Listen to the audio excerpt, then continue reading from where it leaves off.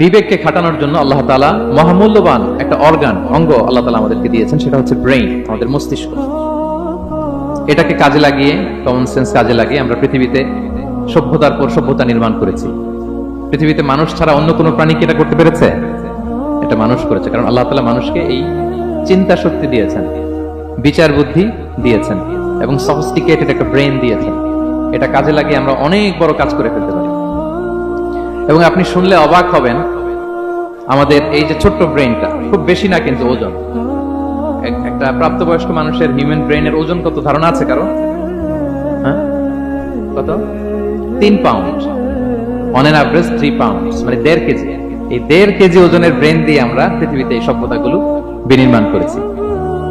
এবং আপনি শুনলে অবাক হবেন, আমাদের এই ব্রেইনের মেমোরি ক্যাপাসিটি, মেমোরি স্টোরেজ অনেক বেশি।